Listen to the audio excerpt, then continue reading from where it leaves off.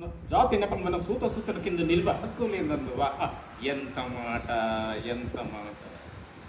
ఇది క్షాత్ర పరీక్ష కానీ క్షత్రియ పరీక్ష కాదు, కాకూడదు. ఇది కుల పరీక్ష ఎందువా. నీ తండ్రి భరద్వాజుడి జన్మమెట్టిది, అతి చుత్సారమైన నీ సంభవం ఎట్టిది. మట్టి కుండలో గుట్టితివి కదా, ఏది నీ కులము? ఇంత ఏల అస్పత్ పితామహుడు పురుకుల బుద్ధుడని శంతనకుడు శివసముద్రుడు వారి గంగా గర్భన జనించలేదా? ఆయనదే కులము. నాతో చెప్పించింది వేమయ్య. మా వంశులకు మూలపురుషుడైన వశిష్ఠుడు దేవభేషకు ఊర్వశిపుత్రుడు కాదా? అతడు పంచమి జాతి కన్యకు అనందందు శక్తిని, ఆ శక్తి చెడ్డాలంగనందు పరాశరుణ్ణి, ఆ పరాశరుడు పల్లె పడిసిన మత్స్యగంధి అందు మా తాత వ్యాసుని, ఆ వ్యాసునికి విధానం పినమహి అమ్మకు మా తండ్రిని, పినపితామహి అంబలికతో మా పినతండ్రి పాండురాజును.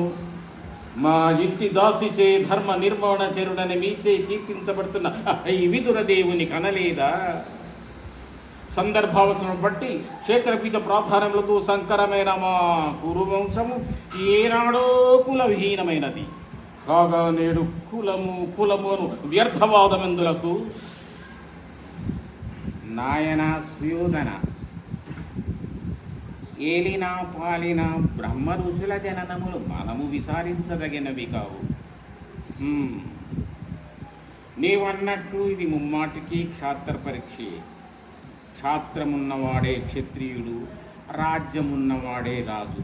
అట్టి రాజులే ఈ కురు పరిషత్తులో పాల్గొనుటకు అర్హులు. ఓహో, రాచరికమో అర్హతను నిర్ణయించున్నది.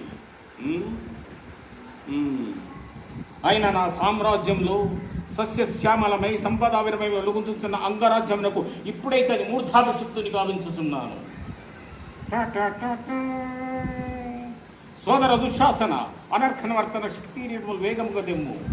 మా గాంధార సార్వభౌమ